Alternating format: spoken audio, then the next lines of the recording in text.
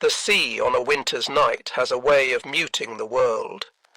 Above the surface, the half-moon hung pale in the sky, spreading a thin trail of silver across the Pacific swells.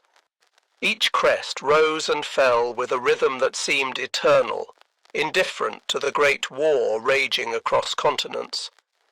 There was no sound but the wind over the water, and even that came in whispers.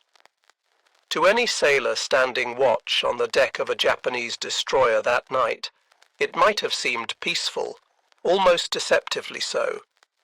But beneath that shimmering skin of the ocean, a predator was waiting.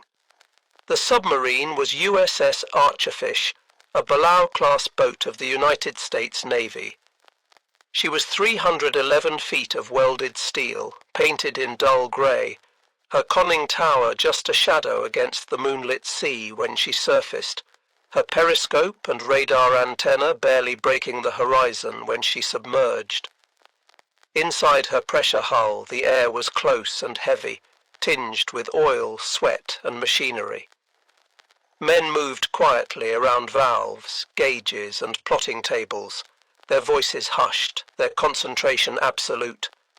They had been at war for years now, and yet in this moment something felt different. Something monumental was unfolding.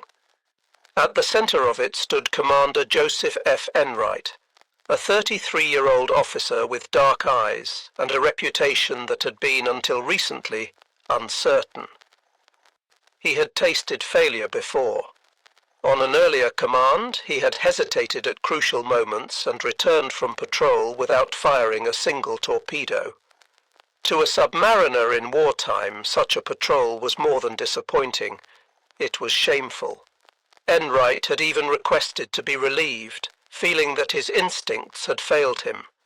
He carried that scar into every decision he made now. Tonight, in these black waters south of Honshu, he intended to redeem himself. Enright stood at the periscope, one hand resting lightly on the grip, the other fingering a rosary in his pocket. He was Catholic, and while not outwardly pious, he found comfort in that string of beads when responsibility weighed on him. And responsibility was heavy tonight. Somewhere to the north, beyond the headlands of Tokyo Bay, an enormous Japanese vessel was moving. The radar operator had called it out first, just a blip, 12 miles away, steady on a southwest course. The contact was large, unmistakably so, and Enright knew in his bones that this was no ordinary freighter. The question was, what was it? The Archerfish had been assigned to lifeguard duty earlier in the evening, waiting to rescue downed American airmen from raids that never launched. Now, free to roam, she had stumbled across a prize, though no one aboard yet knew its true magnitude. Enright's thoughts turned to the great Japanese battleships, the Yamato and Musashi, behemoths that had shaken the seas. Musashi had been sunk at Leyte Gulf just weeks earlier, hammered by waves of American bombers. Could Yamato herself be coming out? Or was this something even stranger, something new? The submarine shuddered slightly as she adjusted course. In the control room, men bent over the plotting board, tracing the lines of relative motion, adjusting bearings with grease pencils. They worked with quiet urgency, knowing that timing and geometry meant life or death. A mistake here would not only lose the target, but could invite destruction from the destroyers that certainly screened her. For now, though, Archerfish kept her distance, shadowing on the surface, using the darkness and the thin edge of cloud to hide her silhouette. Inside the submarine, life was tense but disciplined. The crew had long since learned to live in tight quarters. Torpedo men slept alongside their weapons in the forward room. Officers shared bunks in shifts, and every man knew his station by instinct. The air carried a constant hum, fans, pumps, the low murmur of the diesels when surfaced. Men wore sweat-stained khakis, some stripped to undershirts in the muggy compartments. On nights like this, nerves heightened every sound. The creak of the hull as the sea pressed in, the slap of waves against the bow, the faint buzz of the radar screen. Each sound was magnified by expectation. And Enright was not about to let expectation become hesitation again. He had resolved that months earlier, when he sat across a poker table at Midway Naval Base. A senior officer had studied his aggressive bluffing and asked him, "Joe, would you command a submarine the way you play cards?" His answer had been simple, yes. That answer had bought him another chance. Now, at the periscope, that chance was about to be tested. What Enright could not know yet was the scale of what lay before him. The ship he was stalking was Shinano, the pride of Japanese shipyards, and at 71,890 tons fully loaded, she was the largest aircraft carrier the world had ever seen. She had been completed in secrecy, commissioned only days earlier, and sent into the night with skeleton training and unfinished systems. She was supposed to be a symbol of strength, of defiance. Instead, she was steaming unknowingly toward a single submarine, commanded by a man who needed redemption as badly as the Japanese Navy needed a miracle. The moon slipped briefly behind a veil of clouds, darkening the horizon. In that moment, the men aboard Archerfish felt the ocean grow even quieter, as though holding its breath. Enright leaned into the eyepiece once more. The silhouette was faint, but there, it loomed. He saw the escorts, darker smudges cutting through the water around the main vessel. A destroyer turned sharply, racing toward them, and for an instant it seemed the hunter had become the hunted. Then, inexplicably, the destroyer sheared off, wheeled back, and resumed station alongside its charge. The chance remained. Enright whispered to his officers, calm but firm, "Stay with her. Let her zig. We'll find where she straightens out." His words carried not just orders, but a promise, to himself, to his men, to his career. He would not hesitate this time. He would trust his instincts. He would strike. The clock ticked toward midnight. Somewhere ahead, the largest warship in history moved through the night, unaware that beneath the calm sea, a submarine and her determined captain had locked her in their sights. The stage was set. The game of patience, geometry, and fate had begun. The year was 1944, and the tide of the Second World War had turned with a force that was now undeniable. For Japan, the empire that had once stretched from the frozen Aleutians to the steaming jungles of Burma, the war was no longer about expansion. It was about survival. The empire stood on the defensive, battered from the air, strangled at sea, and bleeding in its outer island fortresses. The Pacific was no longer a vast moat protecting the Japanese home islands. It had become a battlefield that shrank with each passing month. American forces had leapt from island to island in a relentless advance. The Solomons, the Gilberts, the Marshalls, and then the Marianas. Each step brought US forces closer to Japan's heart. With every landing, the Japanese military was forced to fight from a weaker position, stretched thin, with resources dwindling and morale sinking. By the summer of 1944, the Philippines campaign had begun. General Douglas MacArthur, true to his famous promise, had returned. His troops were battling their way through Leyte and beyond, while Admiral Chester Nimitz directed the great fleets of the US Pacific Navy in a steady march toward Okinawa. The oceans themselves had become hostile to Japanese shipping. Once the Imperial Navy had dominated those waters, but now it was American submarines that ruled beneath the waves. These silent service boats were proving devastatingly effective. Submarines like Archerfish had cut Japan's merchant fleet to ribbons.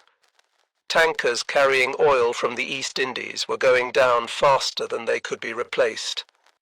Cargo ships bringing food, weapons, and raw materials were easy prey for submarines armed with patience and torpedoes.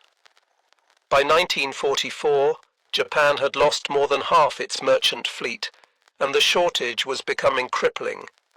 Factories slowed, fuel ran short, and even basic supplies grew scarce. The mathematics of war had turned brutally against Japan. Where once the empire could replace losses in ships and aircraft, now each vessel sunk was irreplaceable. The great shipyards that had produced the fleet which struck Pearl Harbor were now struggling to patch damaged vessels, let alone build new ones. Steel was scarce, skilled workers had been drafted into the military, and American bombing raids were beginning to target industrial centers. Above the waves, the situation was no better. The US Navy had assembled the most powerful carrier strike groups ever seen. The fast carriers of the 3rd and 5th Fleets ranged freely across the Pacific, their aircraft pounding Japanese bases and striking the home islands themselves.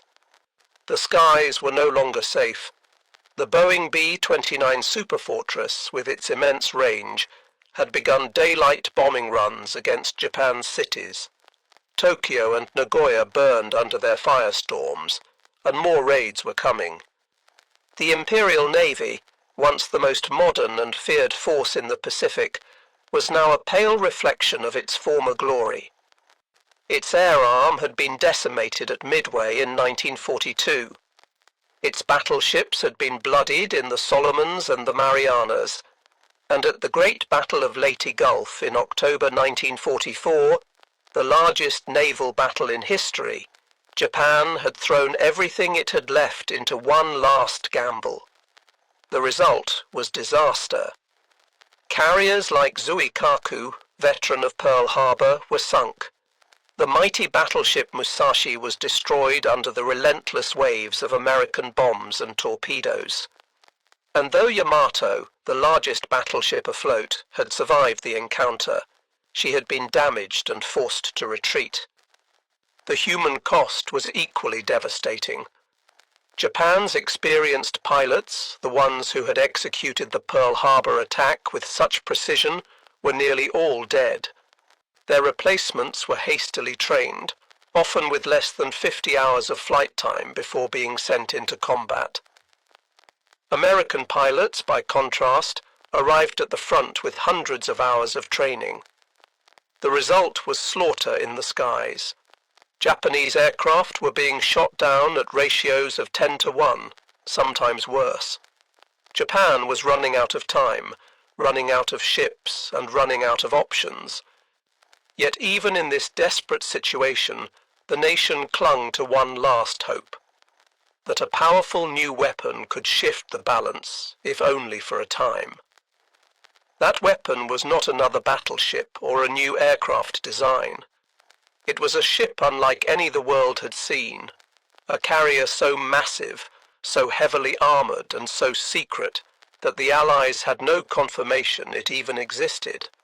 Her name was Shinano, after the old Japanese province. Born from the hull of a Yamato-class battleship, she was meant to be untouchable, a fortress at sea.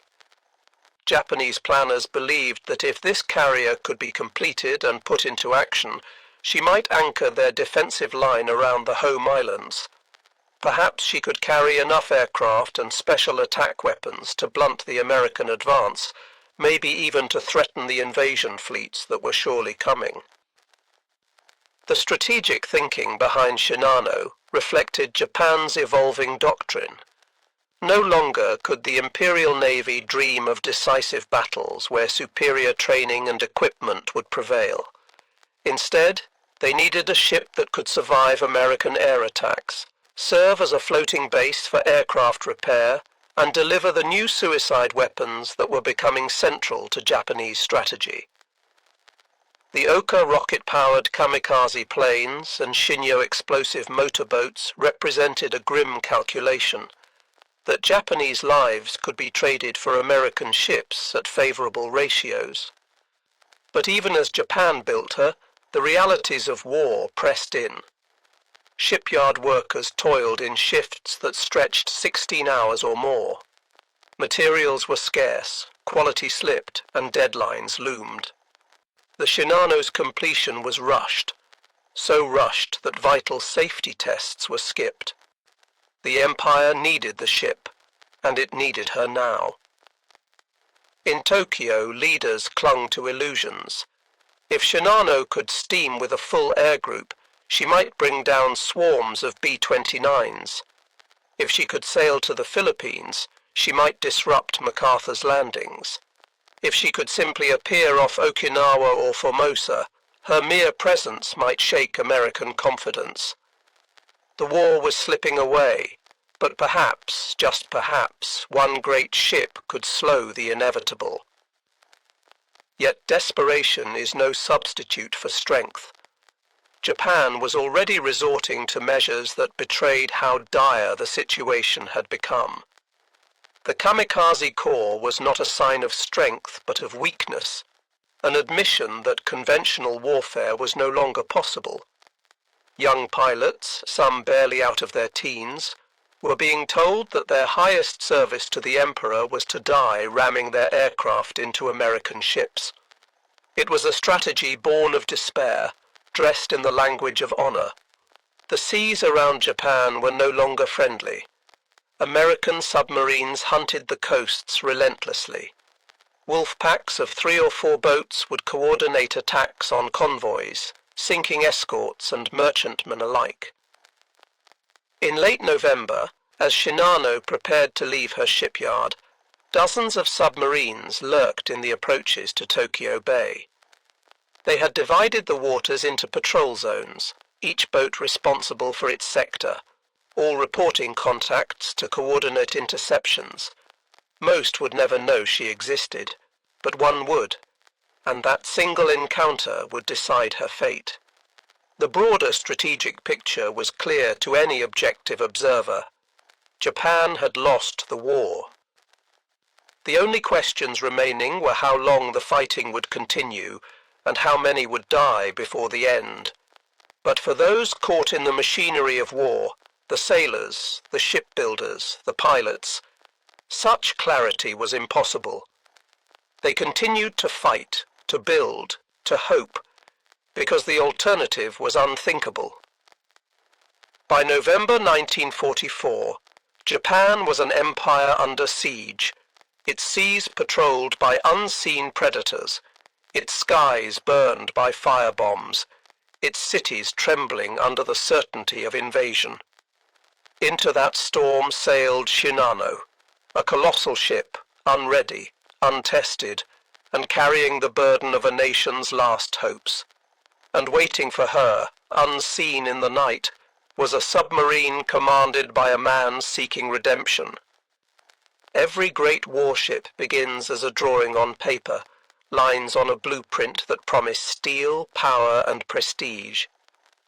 The story of Shinano began in just that way, but her destiny would change more than once before she ever touched salt water. She was conceived in 1940, at the height of Japanese naval ambition, as the third of the Yamato-class battleships. These were to be the largest, heaviest, most heavily armed battleships ever built, designed to outmatch anything afloat in the American or British fleets.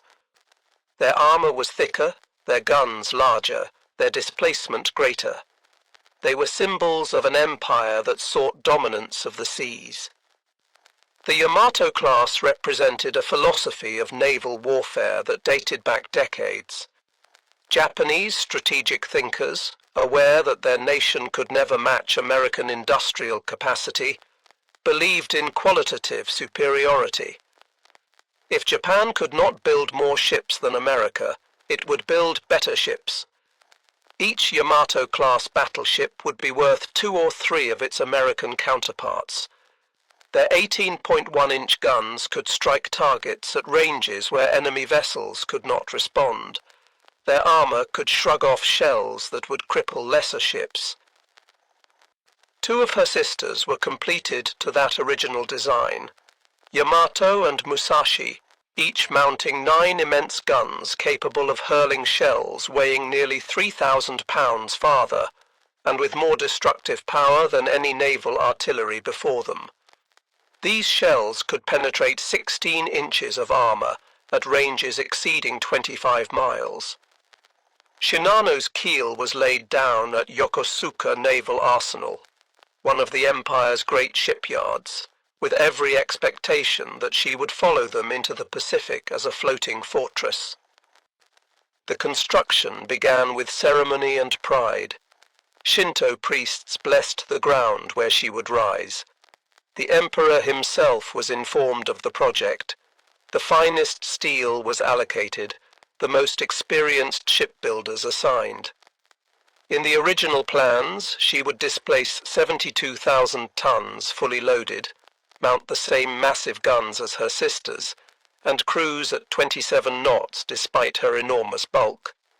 She represented not just a weapon, but a statement of Japanese technical prowess. But wars have a way of reshaping dreams. In June 1942, Japan suffered a devastating loss at the Battle of Midway. 4 fleet carriers, Akagi, Kaga, Soryu, and Hiryu, were lost in a single day. Along with them went hundreds of experienced pilots and the backbone of Japan's naval air arm. That battle shifted the balance of power in the Pacific permanently. No longer could Japan rely on its carriers to project power as it had in the early triumphs of 1941 and 1942. The loss at Midway forced a fundamental reassessment of naval strategy. Aircraft carriers, not battleships, had proven to be the decisive weapons of modern naval warfare. The age of the big gun was ending. The age of the aircraft had arrived. The Navy's planners looked at Shinano's massive hull, still incomplete in her dock, and faced a choice. To finish her as a battleship meant to produce another gun platform in an era when carriers determined the outcome of war. To leave her unfinished was unthinkable. Too much had already been invested. The answer was clear. Shinano would be converted into an aircraft carrier. Not just any carrier, but the largest carrier the world had ever seen. The conversion was radical and complex. The lower hull, already shaped for a battleship's needs, had to be adapted for entirely different purposes. Her armored citadel, originally designed to withstand enormous shell fire, was reconfigured to support an expansive hangar deck. Where gun turrets would have stood, aircraft elevators were installed. The superstructure was redesigned, shifted to starboard in the style of carriers. A flight deck, 840 feet long and 130 feet wide, was constructed above everything else. Unlike other carriers, she would not be built primarily to launch vast offensive strikes. Instead, she was envisioned as a support carrier, a mobile fortress that could protect fleets with her armor, repair aircraft in battle, and carry suicide planes and motorboats designed for special attack missions. Her hangar could accommodate 47 aircraft, with storage for another 70 in crates that could be assembled as needed. She would serve as a floating reserve, replenishing the air groups of other carriers that had suffered losses. This concept reflected the changing Japanese strategy. By 1944, Japan could no longer count on massing hundreds of trained pilots for conventional battles. The experienced aviators who had executed the Pearl Harbor attack were mostly dead. Their replacements were inadequately trained, often with less than 50 hours of flight time. Instead of conventional air power, Japan sought weapons of shock and desperation. Shinano would become their arsenal. The secrecy surrounding her construction was unprecedented. Fearing American bombers would destroy the ship before she ever sailed, the Navy took extraordinary measures. The dry dock where Shinano was being built was enclosed under a massive concrete roof, shielding her from prying eyes in the sky. This roof, supported by enormous steel girders, turned the construction site into a vast covered workshop. The workmen who toiled on her hull were confined within the yard.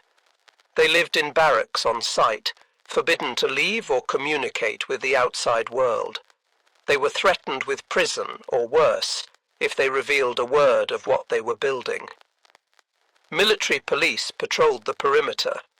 Not a single photograph of Shinano under construction was allowed to leave the yard.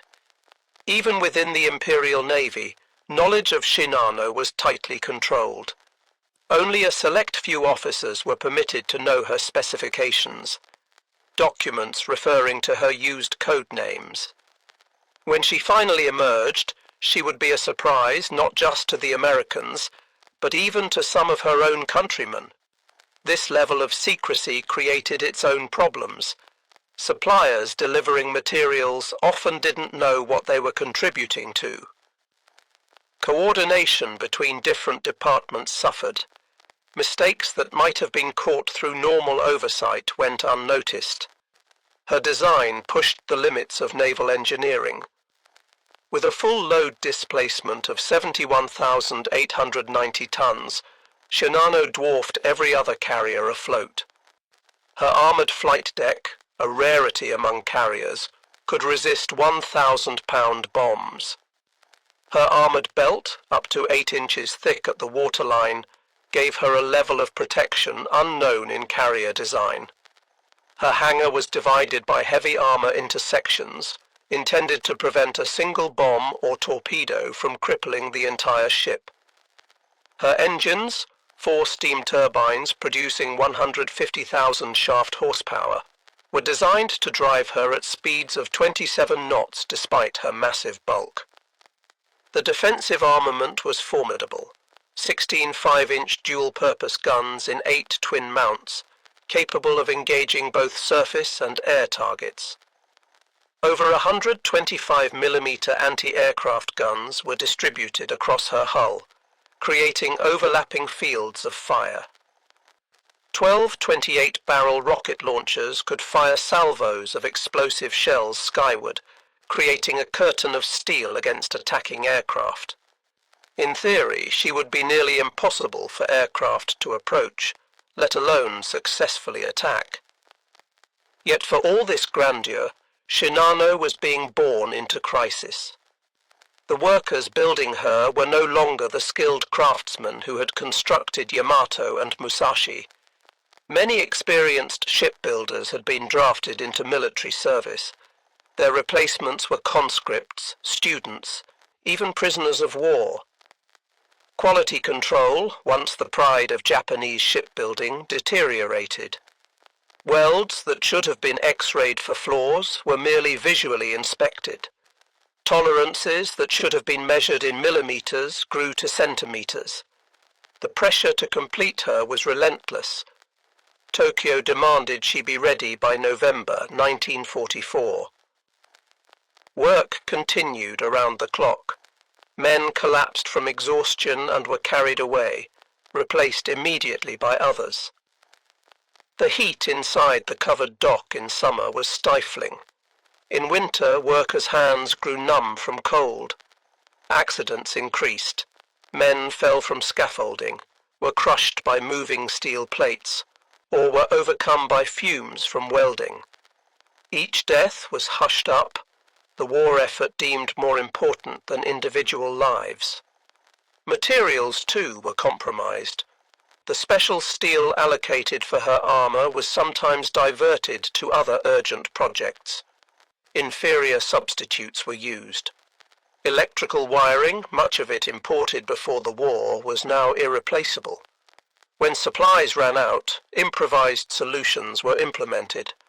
Systems that should have been redundant became single points of failure. The great ship was being held together as much by determination as by engineering. Despite these challenges, she took shape. Month by month her hull rose higher. Her flight deck stretched toward completion. Her island superstructure grew from the starboard side. To those who saw her, even incomplete, she was awesome. Workers would pause in their labor to simply stare at the immensity of what they were building. She was not just a ship, she was a floating city, a monument to human ambition. On the morning of October 8, 1944, Yokosuka Naval Arsenal stood braced for a moment of triumph. After 4 years of secret construction, Japan's greatest shipbuilding gamble was to touch the water for the first time. The atmosphere was electric with anticipation. This was to be more than a launch. It was to be a symbol of Japanese resilience, proof that even under bombardment and blockade, the empire could still create wonders. The day began with elaborate ceremony. At dawn, Shinto priests in white robes arrived to conduct purification rites. They waved streaming wands of white paper, chanted ancient prayers, and sprinkled salt to purify the ground. An altar was erected near the bow, offerings of rice, fish, and sake placed before it. The priests called upon the kami, the spirits of water, wind, and steel, to protect the vessel and grant her victory. High-ranking naval officers arrived in dress uniforms, their chests heavy with medals. Representatives from the imperial household were present. Workers, exhausted from years of labor, were given new clothes for the occasion. They stood in neat ranks, pride momentarily overcoming fatigue. Bands played martial music. Flags flew from every available point. The concrete roof that had hidden Shinano for so long had been partially removed, allowing shafts of sunlight to illuminate her hull. The launch plan was precise. Dry dock number 6 would be slowly flooded through controlled valves. As the water rose, Shinano would lift from her building blocks and float free. She would then be guided by tugs to a fitting-out pier where her final equipment would be installed. It was a procedure the shipyard had performed hundreds of times. What could go wrong? At 10:30 a.m. the order was given to begin flooding. Workers turned the valve wheels, and seawater began to flow into the dock. At first, everything proceeded normally. The water rose steadily, inch by inch, creeping up Shinano's hull. Spectators watched expectantly. Then, without warning, catastrophe struck. The caisson gate sealing dry dock number 6 from Tokyo Bay collapsed. The massive steel barrier, designed to hold back the ocean, failed under the crushing pressure. Instead of a controlled flooding, a torrent of seawater burst inward with unstoppable force. The sound was like thunder, a roaring cascade that drowned out all other noise. In seconds, millions of gallons of water surged into the dock. Shinano, instead of rising gently, was hit by a wall of water. The massive ship surged forward like a cork blasted from a bottle, her 70,000 tons of steel driven by hydraulic force. She slammed into the dock's far wall with a grinding crash that shook the earth. The impact sent tremors through the shipyard. Windows shattered a quarter-mile away. Mooring cables, thick as a man's arm, snapped like threads. The recoil sent them whipping through the air with lethal force. One cable decapitated a worker. Another crushed 3 men against a crane. The great hull rebounded from the impact and swung sideways, her stern smashing into the dock's side wall. She seesawed back and forth, a massive pendulum of destruction, crushing everything in her path. For long minutes, chaos reigned absolute. Workers fled in panic, some diving into the churning water to escape the swinging hull. Others were swept away by the torrent. Officers shouted orders that no one could hear over the roar. The carefully choreographed ceremony had become a disaster. The band's instruments were scattered, flags torn away, the Shinto altar smashed to splinters. When the water finally stabilized and Shinano came to rest, the damage was surveyed. Miraculously, despite the violence, no fundamental structural damage had occurred to the ship herself. Her hull bore dents and scrapes, twisted fittings and broken railings, but her integrity remained. The human cost was another matter. 17 workers were dead, 43 injured. Some bodies were never recovered, swept out to sea or crushed beyond recognition. But perhaps the greatest damage was psychological. To the Japanese workers and sailors, ships were not mere machines. They possessed spirits, souls that needed to be properly honored. A ship whose launch was marked by disaster was considered cursed by the kami. The violent, uncontrolled launch was the worst possible omen. Word spread quickly through Yokosuka, then beyond. Whispers followed wherever Shinano's name was mentioned. She killed men before she even touched the sea. The ocean itself tried to reject her. The kami have turned their faces away. Captain Toshio Abe, newly appointed to command Shinano, tried to suppress such talk. A stern, practical officer who had survived Midway, he had no patience for superstition. In a speech to the crew, he dismissed the accident as meaningless. "Steel and engines have no spirit," he declared. "Discipline and training win battles, not omens." But even as he spoke, he could see doubt in his men's eyes. Sailors are superstitious by nature, and Japanese sailors especially so. Many made private offerings at shrines, seeking protection against the curse they believed clung to their ship. The repairs from the launch disaster were rushed, as everything about Shinano had become rushed. New plates were welded over damaged areas. Bent fittings were hammered straight or replaced. Paint covered the scars. Within 3 weeks, external evidence of the catastrophe had been erased, but those who had witnessed it could not forget. The image of that massive hull slamming back and forth, the screams of crushed workers, the sense that something fundamental had gone wrong, these memories persisted.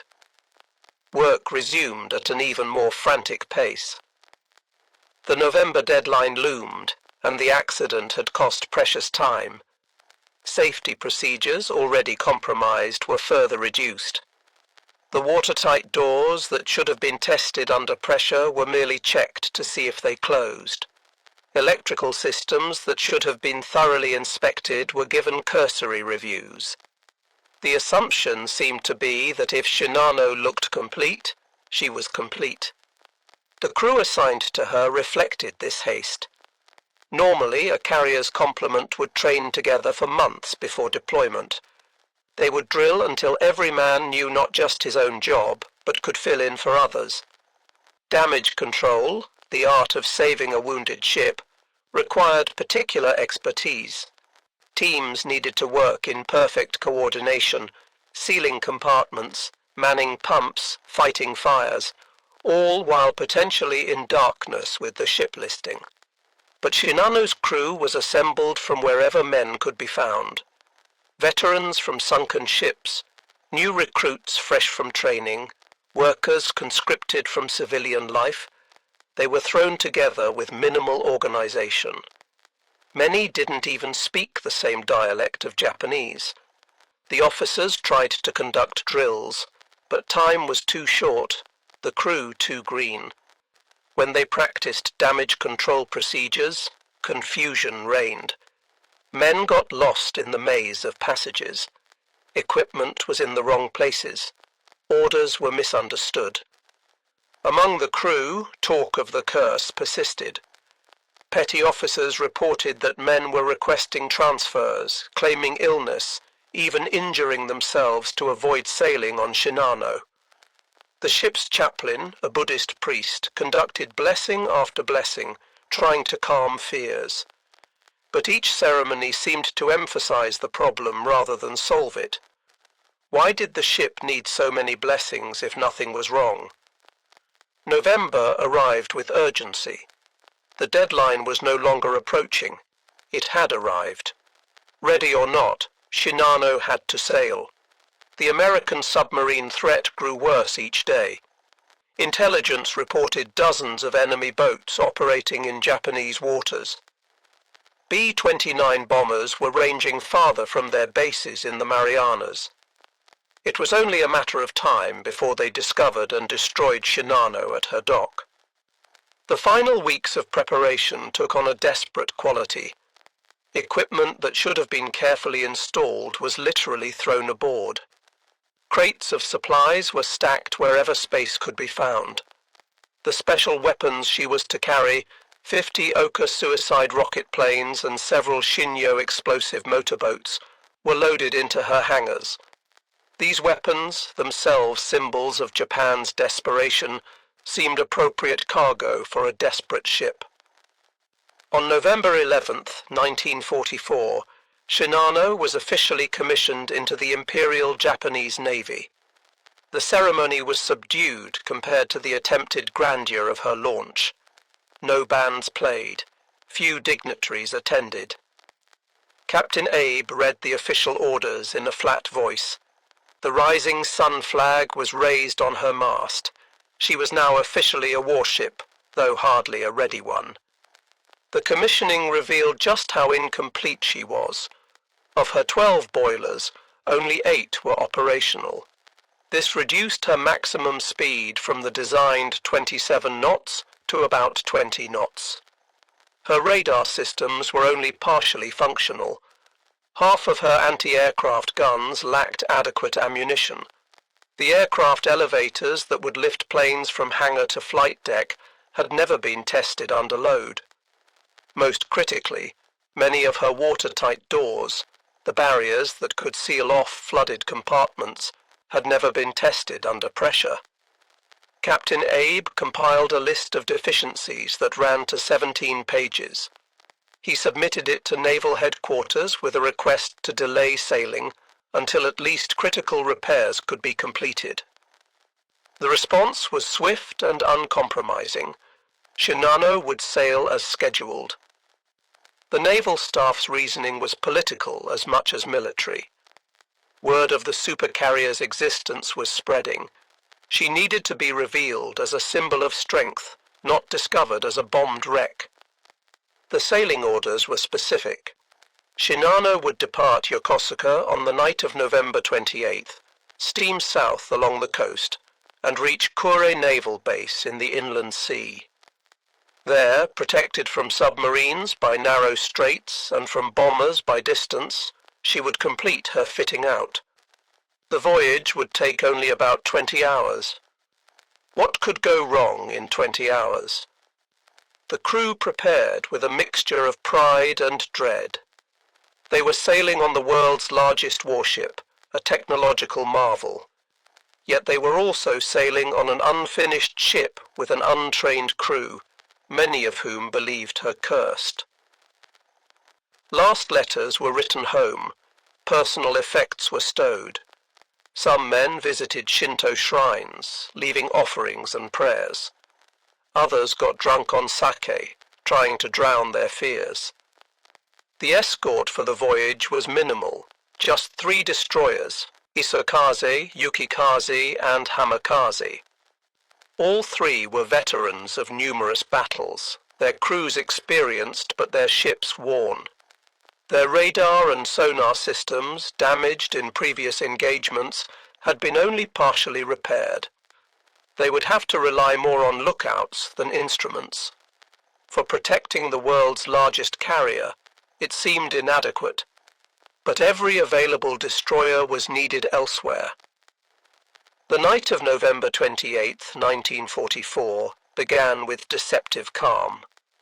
At Yokosuka Naval Arsenal, the massive form of Shinano prepared for departure. Steam built in her boilers. Navigation lights flickered to life. On her bridge, Captain Abe reviewed the charts one final time. The route was straightforward, south along the coast, around the Izu Peninsula, then west to Kure. They would travel at night to avoid American bombers and stay close to shore to minimize exposure to submarines.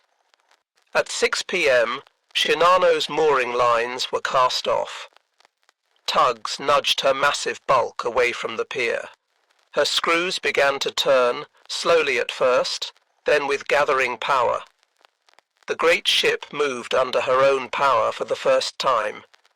Despite everything, the rushed construction, the cursed launch, the incomplete systems, she was magnificent.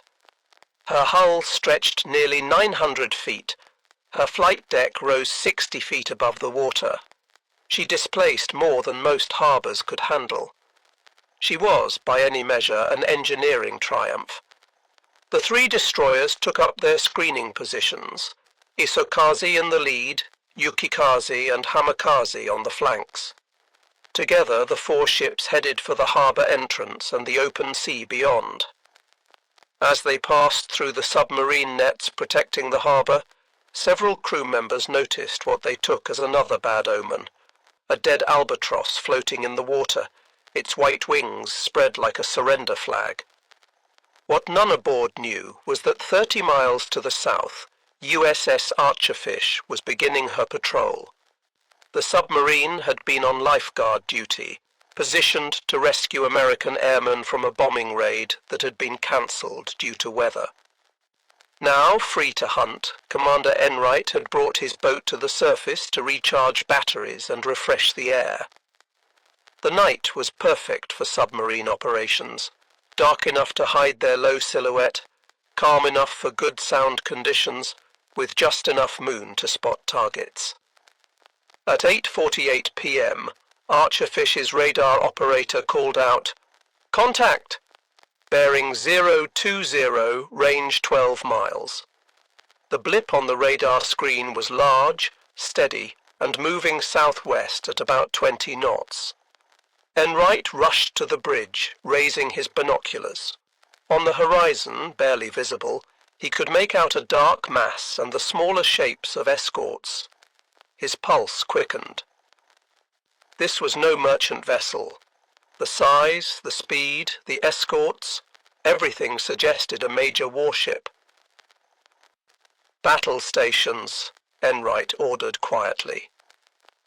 Throughout the submarine, men moved to their positions with practiced efficiency. In the forward torpedo room, crews checked their weapons. In the control room, plotting teams prepared their charts and calculating boards. The hunt was on. Enright faced an immediate problem. The target was moving at 20 knots. Archerfish's maximum surface speed was 19 knots. In theory, the submarine couldn't catch her prey. But Enright knew that Japanese ships often zigzagged to avoid submarines, and those course changes would slow their advance. If he could anticipate the pattern, cut corners, he might be able to close the distance. For the next hour, Archerfish pursued at maximum speed, her 4 diesel engines straining.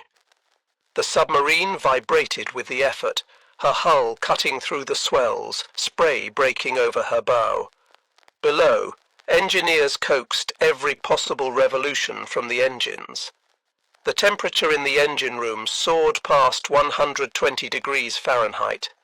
Men worked in shifts, rushing topside to gulp fresh air before returning to their stations. On Shinano's bridge, radar operators detected the American submarine almost immediately. The equipment might have been partially functional, but it worked well enough to spot a surface contact at several miles. Captain Abe received the report with grim satisfaction. He had expected submarines. The waters off Japan were infested with them, but he had plans to deal with this threat. "Signal the escorts," he ordered. "Enemy submarine bearing 170, distance 8,000 meters. Abe's tactical situation was complex. His ship, despite her size, was vulnerable. She carried no aircraft to spot submarines. Her own sonar was not yet operational. She depended entirely on her escorts for protection, and he knew their capabilities were limited. The destroyer's sonar had been damaged in previous battles and repaired with inferior components. Their depth charge racks were only partially filled. Supplies were short everywhere. Moreover, Abe faced a dilemma. If he ordered the destroyers to pursue the submarine, they would have to leave Shinano's side, potentially exposing her to other submarines that might be lurking. American wolf packs often operated with one boat revealing itself to draw off escorts while others moved in for the kill. But if he kept the destroyers close, the trailing submarine could shadow them, radioing their position to other boats or aircraft. Abe chose what seemed the prudent course. He would keep his escorts close and use speed and evasive maneuvers to shake off pursuit. "Execute zigzag pattern number 7, he ordered. The helm swung over, and Shinano's massive bulk began a series of course changes: 45 degrees to port, steady for 10 minutes, 60 degrees to starboard, steady for 8 minutes, back to base course for 15 minutes, then repeat. The zigzag was a standard anti-submarine tactic, but it had drawbacks. Each turn cost speed and distance. What should have been a 20-hour voyage would now take longer. Fuel consumption increased, and most critically, the pattern could be analyzed and predicted by an experienced submarine commander, which is exactly what Enright was doing. In Archerfish's control room, the plotting team tracked each of Shinano's course changes. Lieutenant Commander Robert Bobczynski, the executive officer, bent over the chart table, measuring angles and times. "She's following a standard pattern," he reported. "If we cut across her turns, we can gain distance." It became a deadly game of geometry. Shinano would turn away, opening the distance. Archerfish would cut the corner, closing it again. The submarine couldn't match the carrier's straight-line speed, but by taking shorter routes, she could keep pace. It required precise calculation and iron nerve. One miscalculation, and they would lose contact. One detection by the destroyers, and they would face a barrage of depth charges. As the chase continued into the night, Shinano's incomplete construction began to tell. At 11 p.m., a bearing on the starboard inboard propeller shaft began to overheat. The massive shaft, turning at high speed, generated friction that the bearing couldn't properly dissipate. Temperature gauges climbed into the red zone. The engineering officer faced a terrible choice: continue running and risk catastrophic failure, or slow down and perhaps fall prey to the submarine. He chose to reduce speed on that shaft. Shinano's speed dropped from 20 knots to 18. The reduction seemed small, but it was critical. Now Archerfish could not just keep pace, but actually gain ground. On the submarine, the sonar operator reported the change in the target's engine sound. "She's slowing," he announced. Enright permitted himself a tight smile. The geometry of the hunt had shifted in his favor. But Shinano's troubles were just beginning. The rapid zigzagging, combined with her incomplete construction, stressed systems throughout the ship. Electrical connections, hastily installed, began to fail. Lights flickered in some compartments. Ventilation fans stopped. The temperature in the lower decks, already uncomfortable, became stifling. Men working in the engine rooms had to be rotated every 20 minutes to prevent heat exhaustion. More seriously, the constant course changes caused the ship to roll and flex in ways her incomplete structure wasn't prepared for. Seams that had been inadequately welded began to work open. Not enough to cause immediate flooding, but enough to allow seepage. Water began to accumulate in some of the lower compartments. pumps were started to deal with it, but several pumps failed. They had never been properly tested, and now, under actual use, their defects became apparent. On the bridge, Captain Abe received report after report of mechanical issues. Each one was minor in itself, but collectively they painted a picture of a ship coming apart under stress. He faced an agonizing decision. He could slow further, nursing his ship to port, but making her an easier target. Or he could maintain speed and risk more serious breakdowns. He chose a middle course, reducing speed to 16 knots and moderating the zigzag pattern.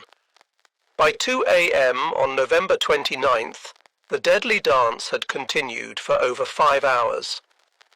Archerfish had closed to within 7,000 yards of her target, still too far for a torpedo attack, but close enough to maintain solid contact. The submarine's crew was exhausted but exhilarated. They could sense they were gaining on their prey. Enright studied the tracking data with intense concentration. Shinano's pattern was becoming clear. Despite the zigzags, she consistently returned to a base course of 210 degrees, southwest toward Cure. If he could position Archerfish ahead of that track, if he could predict when she would steady on that course, he would have his shot. "Take her down to radar depth," he ordered. The submarine slipped beneath the surface, leaving only her radar antenna above water. This reduced her speed, but made her much harder to spot. Now she was truly a hunter in the darkness, invisible but watching. On Shinano, the mood was increasingly tense. The submarine had been trailing them for hours. Why hadn't it attacked? Why hadn't it been driven off? Some officers suggested it was calling in other boats, that they were being herded into a trap. Captain Abe dismissed such speculation, but privately he wondered. American submarine tactics had evolved throughout the war. They were more aggressive now, more coordinated. At 2:56 a.m., fate intervened. Isokaze, the lead destroyer, spotted what her lookouts believed was a periscope off the starboard bow. Without waiting for orders, her captain increased speed and charged toward the contact. The destroyer's bow wave rose white in the darkness as she accelerated to 35 knots. On Archerfish, the sonar operator's voice rose in alarm. "High-speed screws approaching." Destroyer bearing 340, closing fast. Enright had seconds to decide.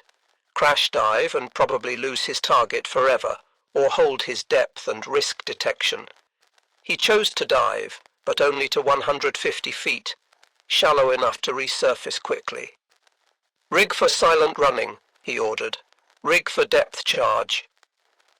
The destroyer passed directly overhead, her screws thundering through the water.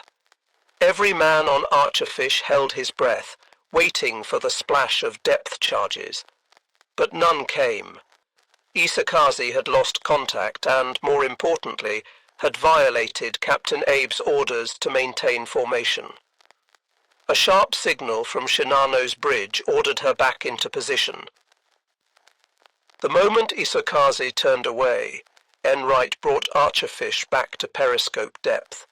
Shinano was still there, still on course, now only 4,000 yards away. The opportunity he had waited for all night was at hand. At 3:15 a.m., everything aligned. Shinano steadied on her base course of 210 degrees. She was broadside to Archerfish, range 1,400 yards, speed 16 knots. In submarine warfare, it was the perfect setup, close enough for accuracy, angled for maximum target area, slow enough for a good solution. Enright made his final observations through the periscope. The carrier filled his view, massive beyond anything he had ever seen. Her flight deck stretched like a cliff face. Her island structure rose like a building. He could see lights in some of her portholes, the shadows of her escorts, the white water at her bow. He sketched quickly, recording her strange rounded bow, unlike any carrier in the recognition manuals. "Final bearing and shoot," he ordered. "Make ready all tubes." In the forward torpedo room, 6 Mark 14 torpedoes were ready. These weapons had been troublesome earlier in the war, with defective detonators and running depths. But the problems had been fixed. Now they were reliable ship killers, each carrying 600 pounds of Torpex explosive. "Set depth 10 feet, Enright ordered. It was unusually shallow, but he remembered advice from a senior officer. Against carriers, hit high on the hull where the damage would affect stability, not just cause flooding.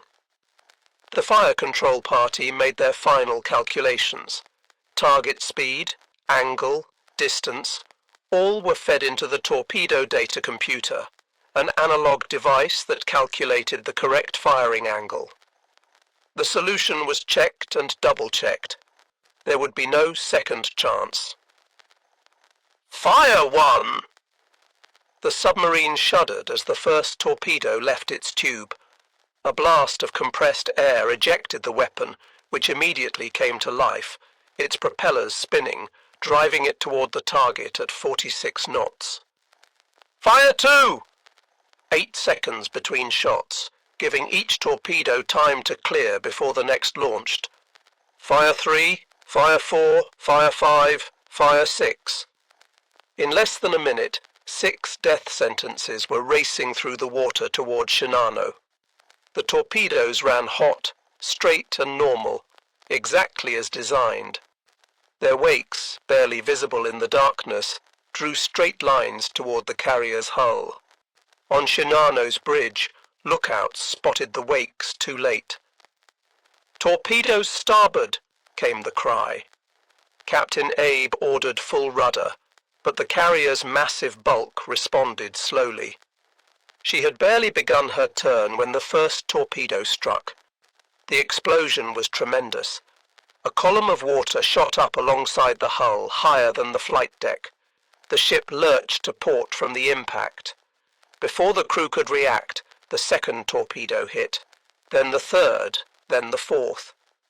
4 hits in less than 30 seconds, all on the starboard side, all between the bow and the island structure.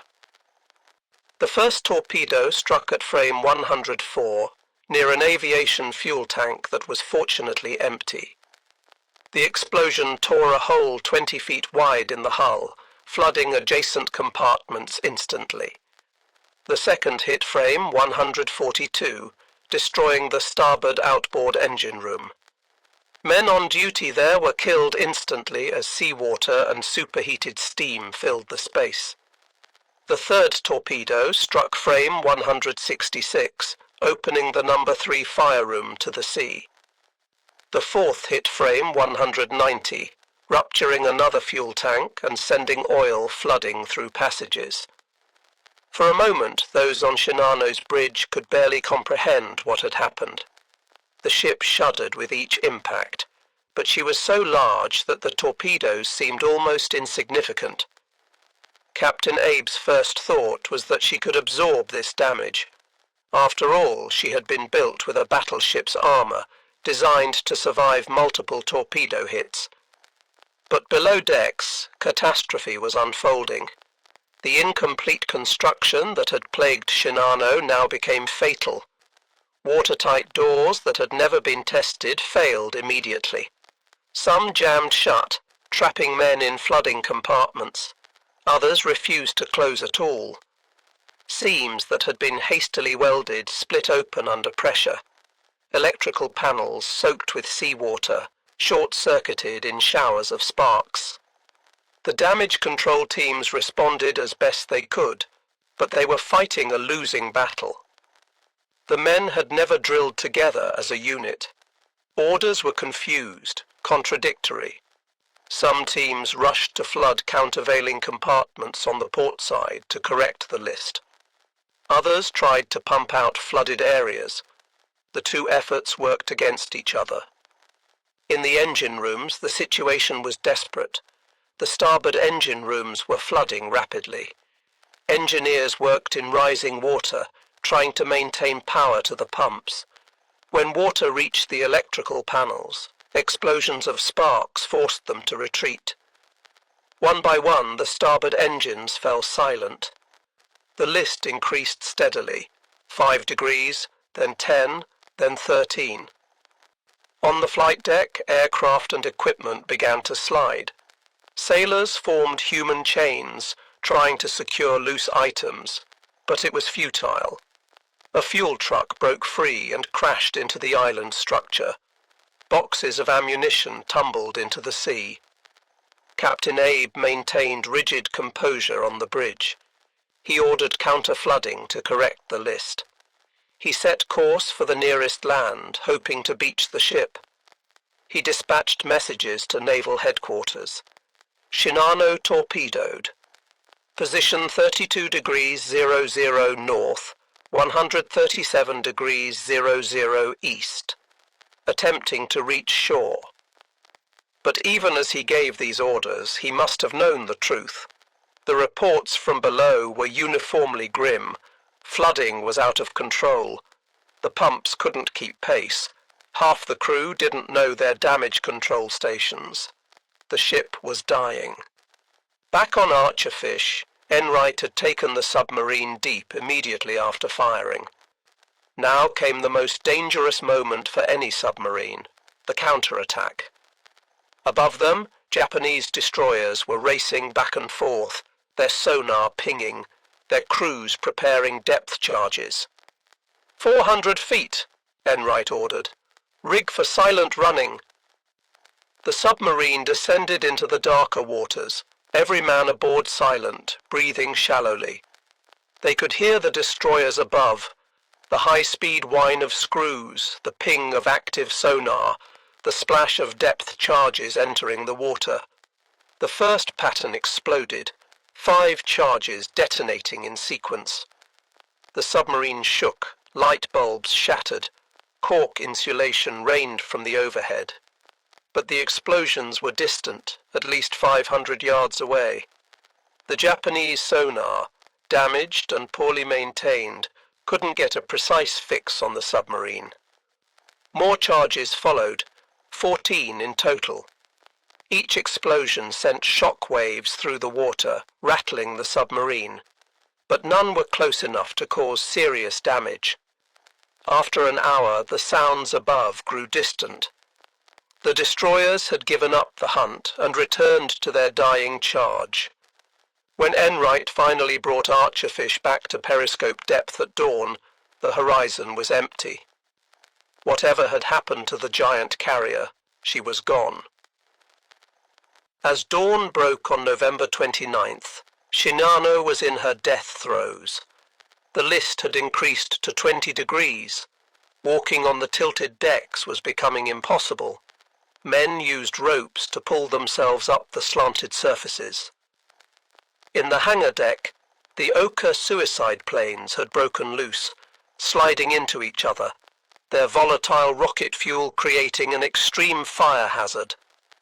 The flooding had spread far beyond the initial torpedo damage. This was the phenomenon naval architects called progressive flooding, water finding paths through doors, vents, cable runs, any opening, spreading like cancer through the ship. Compartments that should have been safe were filling. The weight of water, thousands of tons of it, was dragging Shinano deeper. Captain Abe made one last attempt to save his ship. He ordered all engines ahead full, trying to drive Shinano toward shore. But with only the port engines functioning, the ship could barely make 10 knots. She was traveling in circles, her rudder unable to compensate for the uneven thrust. At 0830, Abe authorized the emergency signal. Prepare to abandon ship. It was not yet an order to abandon, but a warning to be ready. Sailors began gathering on the flight deck, helping wounded comrades up from below. Life jackets were distributed. The destroyers moved in closer, preparing to pick up survivors. Below decks, scenes of heroism and tragedy played out. Engineers remained at their posts, keeping the lights on and the pumps running until water drove them out. Medical officers worked in tilting sick bays, trying to evacuate patients. In one flooded compartment, 30 men were trapped behind a jammed hatch. Their hammering could be heard for an hour before it stopped. The end came quickly. At 10:18, the list suddenly increased to 35 degrees. Equipment, aircraft, and men began sliding uncontrollably down the flight deck into the sea. The order came: all hands abandon ship. But for many, it was too late. The list increased so rapidly that hundreds were trapped inside. Others, trying to climb the tilted deck, lost their grip and fell. Some jumped from the flight deck, a 60-foot drop that killed many on impact. Captain Abe remained on the bridge. As was tradition, he would go down with his ship. He tied himself to the helm, determined to maintain dignity to the end. Around him, his senior officers made the same choice. They sang the national anthem as the water rose around them. At 10:55, Shinano capsized. Her flight deck tilted past vertical, then she rolled completely over. For a moment, her massive hull was visible, barnacles and red anti-fouling paint gleaming in the morning sun. Then, with a tremendous roar of escaping air, she plunged beneath the surface. The largest warship in the world had survived just 17 hours at sea. The sea where Shinano sank was littered with debris and desperate men. Over 2,000 had been aboard. Now hundreds struggled in the oil-slicked water. The 3 destroyers moved among them, picking up survivors. But the rescue was selective. Naval tradition held that officers should be saved first. Some destroyer captains, hardened by war, refused to pick up men who showed panic. "Save only the brave," one captain told his crew. The result was tragedy upon tragedy. Men who had survived the sinking drowned within sight of rescue ships. Others, covered in oil, were too slippery to grab and slipped beneath the waves. The winter sea was cold. Hypothermia claimed those who weren't picked up quickly. When the rescue ended, 1,080 men had been saved. The remaining 1,435, including Captain Abe and most of his senior officers, were dead. It was one of the largest losses of life in a single ship sinking during the Pacific War. For Japan, the loss was catastrophic, but had to be hidden. Shinano had been a state secret. Her loss would remain one. Survivors were sworn to secrecy. Families of the dead were told only that their loved ones had died in action, not where or how. The official records were sealed. To the Japanese public, Shinano had never existed. But secrets are hard to keep in war. American codebreakers, reading intercepted messages, learned of the sinking within days. The name Shinano appeared in decoded traffic, along with her position when torpedoed. Intelligence officers were puzzled. They had no record of a ship by that name. What had Archerfish sunk? When Enright filed his patrol report in December, claiming to have sunk a carrier of unprecedented size, he was met with skepticism. Navy intelligence insisted no such carrier existed. The highest they would credit him with was a 28,000-ton carrier, still significant, but far short of reality. Only after the war, when American investigators gained access to Japanese records, was the truth revealed. Shinano had displaced 71,890 tons fully loaded. She was indeed the largest carrier ever built at that time, and remains the largest warship ever sunk by a submarine. Enright's instincts had been correct. his redemption complete. The story of Shinano's single voyage carries lessons that transcend the specific events of November 1944. It is a tale of hubris and humility, of grand ambitions undone by fundamental flaws, of how the smallest predator can fell the mightiest prey if conditions align. For Japan, Shinano represented the failure of the decisive weapon philosophy. Throughout the war, Japanese strategists had sought single war-winning weapons, super battleships, divine wind attacks, miraculous carriers. But wars are won by systems, not symbols. While Japan built one massive carrier, America built dozens of smaller ones. While Japan rushed incomplete ships to sea, America took time to train crews properly. The result was inevitable. The technical lessons were equally clear. Size without reliability is vulnerability. Armor without proper damage control is false security. A ship's strength lies not just in steel, but in the training of her crew, the quality of her construction, the integrity of every weld and seal. Shinano failed not because her design was flawed, but because her execution was incomplete. For the submarine force, the sinking validated their war of attrition. Submarines, relatively cheap and crewed by fewer than 100 men, could destroy capital ships worth thousands of times their cost. The silent service had proven it could strike anywhere, any time, against any target. The age of the submarine as a strategic weapon had truly arrived. Commander Enright's personal journey, from failure to redemption, resonated throughout the Navy.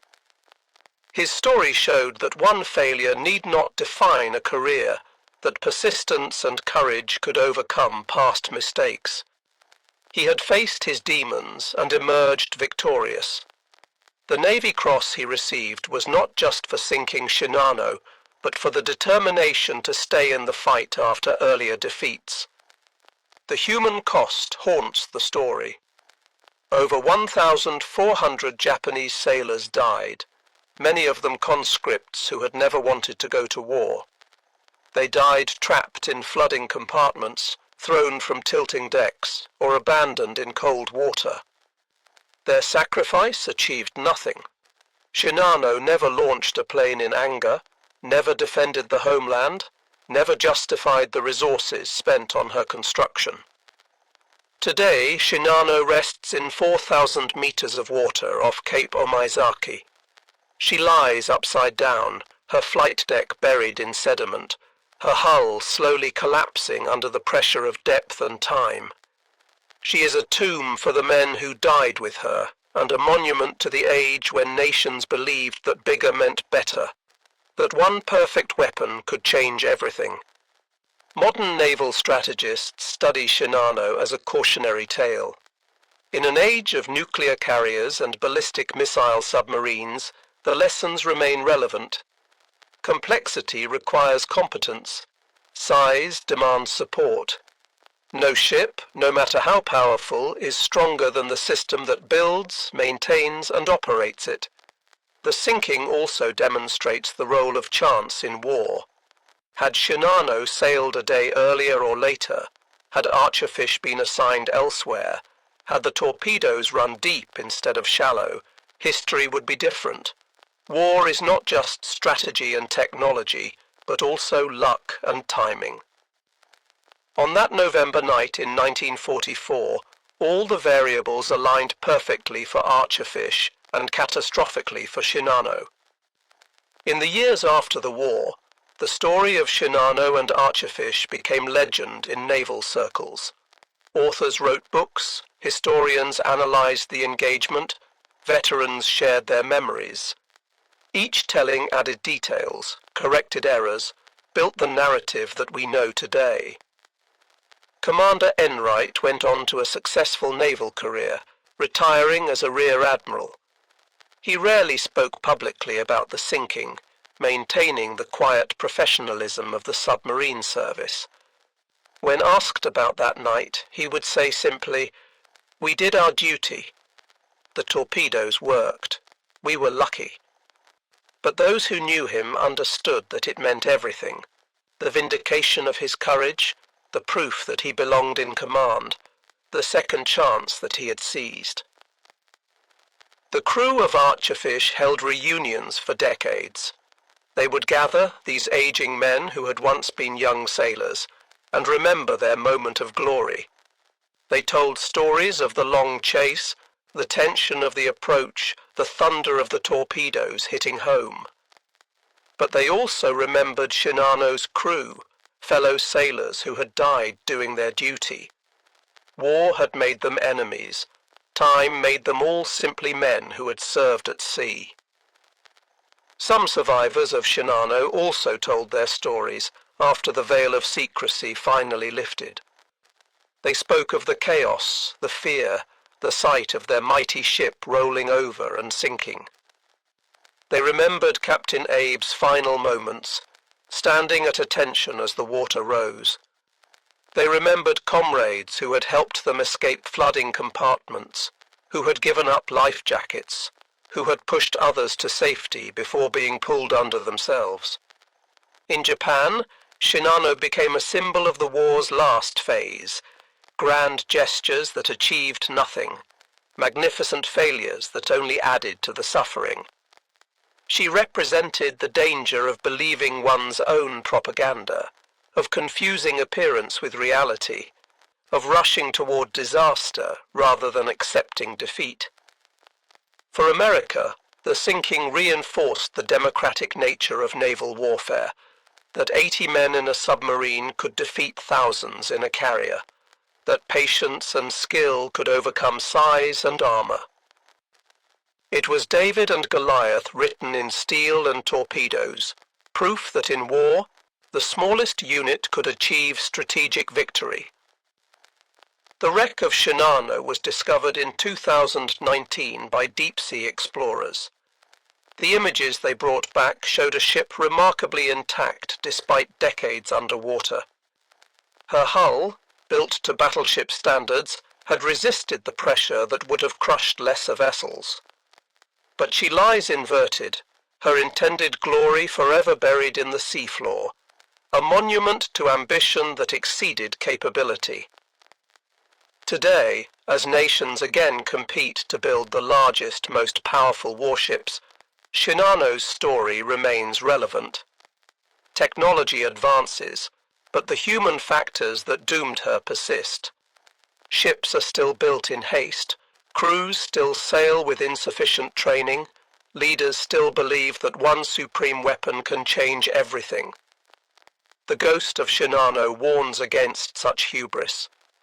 The final lesson may be the most universal, that in war, as in life, the race does not always go to the swift, nor the battle to the strong. Sometimes patience defeats power. Sometimes the hunter becomes the hunted. Sometimes a single night's action can echo through history, teaching generations yet unborn about courage, folly, and the thin margin between victory and disaster. On that November night in 1944, two ships met in the darkness of the Pacific. One was the largest of her kind ever built, the other a standard submarine of no special distinction. When the sun rose, only one remained. That is the nature of war at sea, sudden, decisive, and final. The ocean shows no favoritism to size or strength. It swallows all equally, keeping its secrets in the dark depths where Shinano rests still, the largest warship ever sunk by a submarine, a giant felled by a predator she never truly saw.